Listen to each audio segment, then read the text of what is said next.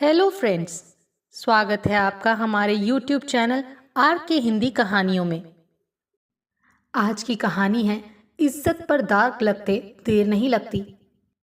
राजस्थान के जिला धौलपुर के गांव राजाखेड़ा का रहने वाला ऋषि दिल्ली की एक कंपनी में नौकरी करता था। रहने के लिए उसने जमुना पार क्षेत्र के मंडावली में किराए का एक कमरा ले रखा था। ऋषि की पत्नी लक्ष्मी और 3 बच्चे खुशी, अंशु और गुंजन गांव में उसके माता पिता के साथ रहते थे। 2-4 महीने में जब छुट्टी मिलती थी तो वो 10-15 दिन के लिए गांव चला जाता था। पति के बिना लक्ष्मी की जिंदगी बेरंग सी थी, इसीलिए जब भी ऋषि छुट्टी में गांव आता तो वो उस पर दबाव डालती कि या तो वो उसे और बच्चों को दिल्ली ले चले या फिर गांव में रहकर खेती करे। इस बात को लेकर दोनों के बीच कई बार झगड़ा भी हो जाता था। ऋषि लक्ष्मी को समझाता, गांव की जमीन पर किसी तरह पक्का मकान बन जाए, फिर दूध की डेयरी खोलकर यहीं साथ साथ रहेंगे, बच्चों का दाखिला भी किसी अच्छे स्कूल में करा देंगे। ऐसे में लक्ष्मी ठंडी सांस लेकर कहती, पता नहीं कभी वो दिन आएगा भी या नहीं। ऋषि जैसे तैसे लक्ष्मी को समझाता और वक्त से ताल मिलाकर चलने की कोशिश करता। लक्ष्मी भी इस सब को वक्त के ऊपर छोड़कर शांत हो जाती। धौलपुर की सीमा आगरा के थाना क्षेत्र मनसुखपुरा से लगी हुई थी। इसी थाना क्षेत्र में बड़ा गांव में ऋषि की पुश्तैनी जमीन थी। ऋषि उसी जमीन पर मकान बनवाना चाहता था। उसके माता पिता भी इसके लिए तैयार थे, लेकिन लक्ष्मी इससे संतुष्ट नहीं थी। दरअसल उसे लगता था कि अगर ऋषि ने मकान बनवा भी लिया तो वो भी गांव में नहीं रहेगा, क्योंकि उसे दिल्ली का चस्का लग गया है। कभी कभी उसे ये भी लगता कि ऋषि ने दिल्ली में किसी औरत से मन लगा लिया है, इसीलिए उससे बहाने बनाता रहता है। घर के काम दाम और बच्चों में लक्ष्मी का दिन तो गुजर जाता, लेकिन रातें काटनी मुश्किल हो जाती। मोबाइल पर बात करके मन को बहलाने की कोशिश करती, पर हसरतें उड़ान भरना बंद नहीं करती। उसे लगता कि उसकी भावनाओं और ज़रूरतों को कोई समझना नहीं चाहता, ना पति न सास ससुर। दूसरी ओर ऋषि की जिंदगी भी बेहाल थी। वो सुबह को ड्यूटी पर जाता और रात को थका हारा लौटकर सो जाता।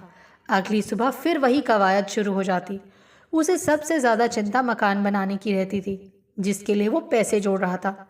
पिछली बार जब गांव गया था तो उसने दीपक से ईंटों के भाव वगैरह के बारे में बात की थी।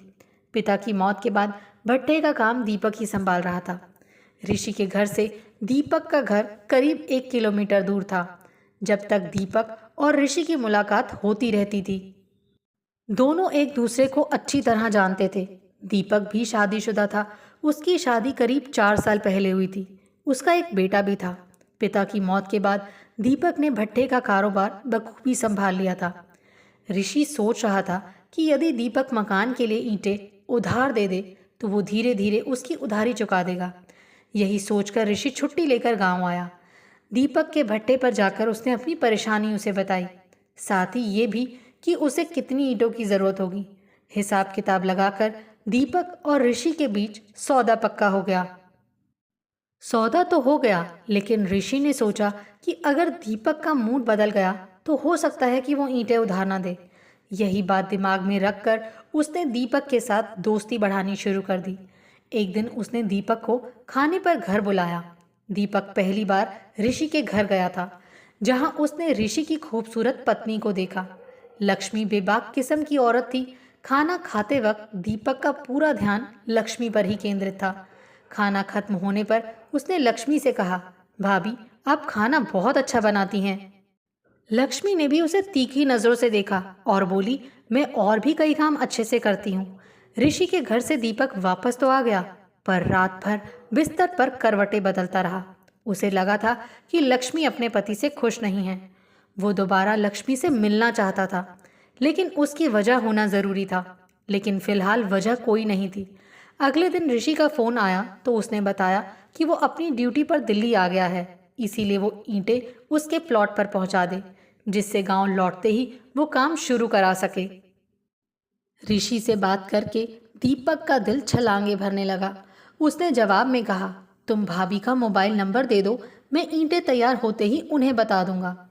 ऋषि ने भी लक्ष्मी का मोबाइल नंबर दीपक को दे दिया। उसने सोच लिया कि आगे की बातें लक्ष्मी संभालेगी।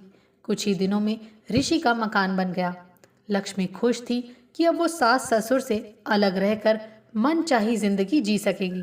उसने दीपक की नज़रों की भाषा समझ ली थी। वो ये भी जानती थी कि दीपक के पास बहुत पैसा है और उसके पास ख्वाहिशें। ऋषि की कम कमाई की वजह से उसकी ख्वाहिशें अधूरी रह गई थी। मकान तैयार हो चुका था। पत्नी और बड़ी बेटी खुशी के साथ बड़ा गांव स्थित नए मकान में रहने के लिए ऋषि आ गया। हालांकि उसके माँ बाप इस पक्ष में नहीं थे कि लक्ष्मी नए मकान में रहे। दोनों छोटे बच्चे अंशु और गुंजन को दादा दादी ने बड़ा गांव के मकान में भेजने से इनकार कर दिया। कुछ दिन तक तो खुशी गांव में माँ के साथ रही। फिर एक दिन वो भी दादा दादी के पास जाने की जिद करने लगी। इसी बीच फोन के जरिए दीपक और लक्ष्मी काफी करीब आ गए थे। एक दिन मौका पाकर लक्ष्मी ने दीपक को घर आने का आमंत्रण दे ही दिया। दीपक के घर और ऋषि के नए घर के बीच करीब 3 किलोमीटर की दूरी थी। दीपक और लक्ष्मी के बीच जब मिलने की बात तय हो जाती तो दीपक अपनी मोटरसाइकिल से आ जाता और रात रंगीन करके सुबह अपने घर लौट जाता था। 8 साल की खुशी एक दिन जिद करके दादा दादी के साथ राजा खेड़ा आ गई तो लक्ष्मी के सास ससुर को बहू और दीपक की दोस्ती के बारे में पता चला। ये बात काफी चिंताजनक थी। एक दिन जानकी और राजा राम गए और लक्ष्मी से पूछा कि दीपक वहाँ क्यों आता है। लक्ष्मी समझ गई कि खुशी ने बताया होगा। लक्ष्मी ने तुनक कर कहा, लगता है आप लोगों से मेरी खुशी सहन नहीं होती। जिसका उधार है वो तो लेने आएगा ही। इतना बुरा लग रहा है तो दीपक के पैसे आप ही चुका दीजिए। उसे पैसे मिल जाएंगे तो वो यहाँ नहीं आएगा। राजा राम जानता था कि ऋषि जल्दी पैसा नहीं चुका पाएगा, लेकिन उसे बताना पड़ेगा कि गांव के लोगों को ये बात पता चल गई है कि राजा खेड़ा के भट्टा मालिक दीपक का लक्ष्मी के साथ मेलजोल काफ़ी बढ़ गया है। लक्ष्मी कई बार दीपक के साथ आगरा में भी देखी गई थी। धीरे धीरे पानी सिर के ऊपर से गुजरने लगा था। कोई और राह ना देखकर राजा राम ने तय कर लिया कि ऋषि को पूरी बात बता दी जाए। आखिरकार उसने फ़ोन करके ऋषि को बुलवा लिया। राजा राम ने ऋषि को समझाकर कहा कि बेहतर होगा कि बहू को अपने साथ दिल्ली में ही रखो, क्योंकि दीपक के साथ उसके नज़दीकी संबंधों में बहुत बदनामी हो रही है। ऋषि को तो इस बात का अंदाज़ा तक नहीं था कि लक्ष्मी उसके पीछे अपनी इच्छाओं की पूर्ति के लिए उसके दोस्त के साथ गुलछर्रे उड़ा रही है। वो गुस्से में बड़ा गांव पहुंचा और लक्ष्मी से पूछताछ की। वो बोली, तुम मुझे क्यों दोष दे रहे हो? दीपक का कर्जा क्यों नहीं चुका देते? गुस्से में भरे ऋषि ने उसे 2-4 तमाचे जड़ दिए। फिर बोला, देख, मुझे गुस्सा न दिला। अपना बैग तैयार कर, अब तू मेरे पास दिल्ली में रहेगी। ओह, तो अब तुम मुझे जबरन दिल्ली ले जाओगे? मैं तुम्हारी बीवी ज़रूर हूँ, तुम्हारी गुलाम नहीं। शादी के बाद तुमने मुझे 3 बच्चे तो दे दिए, पर अभावों के अलावा कुछ नहीं दिया। अब मैं मनचाहा जीवन जीना चाहती हूँ। जो आदमी उधारी तक नहीं चुका सकता, वो मेरे लिए क्या करेगा? ऋषि समझ गया कि गुस्सा करने से काम नहीं चलेगा। उसे खुद पर काबू रखना होगा, क्योंकि यदि लक्ष्मी ने कोई गलत कदम उठा लिया तो उसकी वजह से पूरे समाज में बदनामी होगी और 3 बच्चों को संभालना भी मुश्किल हो जाएगा। उसने लक्ष्मी को ऊंच नीच समझाने की कोशिश की और कहा कि वो जल्दी ही दीपक का कर्जा चुका देगा, चाहे उसे अपनी ज़मीन ही क्यों ना बेचनी पड़े। लक्ष्मी को इस सबसे कोई मतलब नहीं था। दीपक उसे जब तब उपहार भी देता रहता था, इसीलिए वो उसे किसी कीमत पर छोड़ने के लिए तैयार नहीं थी। अगले दिन वो ऋषि के भट्टे पर गया। उसने दीपक को धमकाया कि अगर वो अपनी करनी से बाज नहीं आया तो जान से जाएगा। दीपक जानता था कि ऋषि बहुत गुस्से वाला है। दूसरा, अगर उसकी पत्नी को पता चल गया तो वो भी हंगामा खड़ा कर देगी। ससुराल वाले भी अपनी बेटी उसके यहाँ से ले जाएंगे। आशिकी के इस खेल में दोनों पक्षों के लोग परेशान थे, पर यह दिल की लगी का खतरनाक खेल था। लक्ष्मी का फ़ोन आने पर दीपक खुद को रोकने की कोशिश करता, पर लक्ष्मी उसे मजबूर कर देती और वो अपनी बाइक से उसके दरवाजे पर पहुंच जाता। उधर ऋषि का दिल भी काम में नहीं लग रहा था। कंपनी के बॉस ने कई बार उसे टोका कि वो खुद को संभाले, वरना नौकरी से हाथ धो बैठेगा। गांव में कोई काम धंधा था नहीं, अगर नौकरी छूट गई तो फिर वो क्या करेगा? यही सब सोचकर वो काफ़ी तनाव में रहने लगा। इसी बीच 23 फरवरी को वो गांव आया। वो पहले राजा खेड़ा पहुंचा और अपने पिता से कहा, मैंने अपनी कंपनी से कुछ पैसा उधार लिया है। वो मैं दीपक को दे आता हूँ। अब मैं ओवर टाइम करूँगा और कंपनी का उधार चुका दूंगा। उसके पिता परेशान हो गए। एक ओर बेटे पर आर्थिक बोझ पड़ रहा था, दूसरी ओर बेलगाम हो गई बहू बिरादरी में उन्हें बदनाम कर रही थी। दीपक को पैसा देने के लिए ऋषि उसके भट्टे पर पहुंच गया। उसने दीपक को पैसा देते हुए कहा, जल्दी ही बाकी का पैसा भी दे दूंगा, लेकिन ये सोच लेना कि अगर तुमने बड़ा गांव में पैर भी रखा तो मारे जाओगे। तुम मुझे धमका रहे हो। बड़ा गांव क्या तुम्हारी जागीर है? मुझे ये सब क्यों सुना रहे हो? अपनी बीवी को क्यों नहीं समझाते? दरअसल तुम में मर्दानगी है ही नहीं, तभी तो लक्ष्मी तुमसे संतुष्ट नहीं है। दीपक की बात सुनकर ऋषि आग बबूला हो गया। उसने दीपक का गिरेबान पकड़कर झंझोड़ते हुए कहा, आज के लिए इतना ही काफी है, पर मैंने जो चेतावनी दी है उसका ख्याल रखना। वहां से लौटकर ऋषि भारी मन घर में घुसने ही वाला था कि तभी गांव के एक लड़के ने टोका, ऋषि भैया, आजकल बहुत जल्दी जल्दी घर के चक्कर लगा रहे हो, सब ठीक तो है ना? हाँ, सब ठीक है, कुछ जरूरी काम था, कहकर ऋषि घर में घुस गया। उसकी समझ में नहीं आ रहा था कि अब वो क्या करे। काफी सोच विचार करने के बाद आखिर उसने एक भयानक निर्णय ले लिया। नफरत का गुबार उसके अस्तित्व में कड़वाहट भर गया। उसने लक्ष्मी से ढंग से बात नहीं की। पूरी रात बिस्तर पर करवटें बदलता रहा। एक बात उसकी समझ में नहीं आ रही थी कि इस पूरी स्थिति से कैसे निपटा जाए। कुछ भयानक होने वाला है, इसकी आहट तक उसे सुनाई नहीं दी। 24 फरवरी को थाना मनसुखपुरा में तब हो हल्ला मच गया जब एक नौजवान खून सने कपड़ों में थाना पहुंचा। थाना इंचार्ज ओपी सिंह थाने में ही थे। मुंशी ने उन्हें बताया कि एक आदमी 2 खून करके आया है।